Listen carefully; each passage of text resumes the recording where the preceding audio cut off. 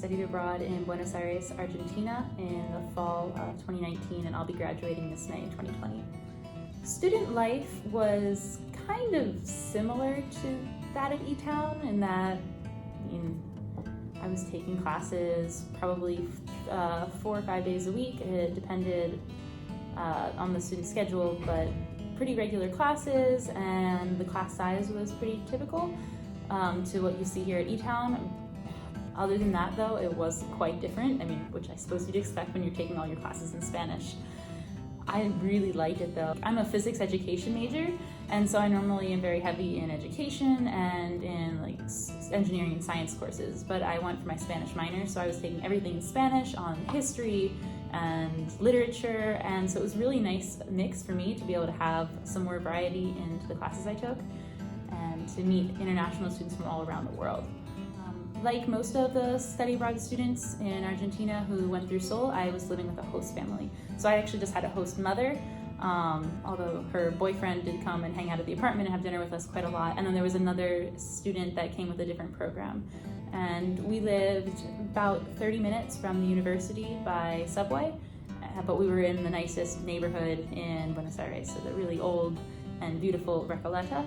And so my host mom cooked dinner and provided breakfast, and I had my own room, and it was really a very convenient place to be able to explore all parts of the city. I took a lot of trips during my semester because I had a 3-day weekend that made it a lot easier to get around. My favorite would probably be between when I went to the very, very south tip of Argentina, Ushuaia, which is the southernmost city in the world. I went with 2 of the other guys in my program, and we went hiking and hiked to a glacier. We saw penguins, and it was such a neat, beautiful just landscape and all nature. I also went to the north on a different trip to Iguazu Falls, which were incredibly beautiful. There are these huge waterfalls between the border of Brazil and Argentina. And also in the north, I went to Salta, which is very similar to the Grand Canyon in the landscape. So between one of those 3, I guess, but it was all just the natural beauty of Argentina and being able to appreciate such a different environment, the culture, the food, all over the country. It was so diverse depending where you were. My study abroad experience wasn't applicable to my major, but it fit exactly for my minor. So every course that I took gave me credit towards my minor. However, being able to speak Spanish is going to help me as a teacher because I'll have Spanish-speaking students. So even though it didn't go towards my major as far as curriculum-wise, it definitely enriched what my entire life and all the skills that I gained while I was there. It definitely changed, improved my ability to speak in Spanish. I apparently now speak with a slightly Argentine accent, even though it's obvious still that I'm not a native Spanish speaker. But it definitely also opened my eyes to culture and history of a different part of the world. I didn't really know a whole lot about Argentine culture and history, and it is so diverse. And a lot of people have heard of Evita, but really don't know anything about the military dictatorship or the influence of European culture on the country. So it was really fascinating to learn about that.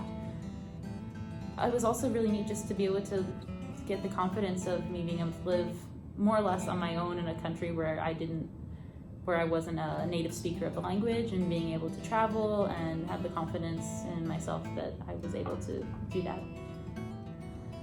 I really miss the people. I went to something called Mate Club twice a week. It is a conversation club basically. So most of the people that come are natives of Argentina or other Spanish-speaking countries that are coming to learn English, but then there were also students, study abroad students that were there to learn Spanish. And so we talked for 15 minutes in one language and we'd switch to the other and take turns going back and forth. And you really got to know the people there because you went twice a week for like an hour and a half. And you drink mate, which is the traditional drink of Argentina. So that's a really bitter tea in this little cup with a straw that everyone uses. And it's a strange thing, but I absolutely loved it. And just the culture of spending time with your friends that went along with it. So it was a great way to make connections, and I still have people that I talk to because of that.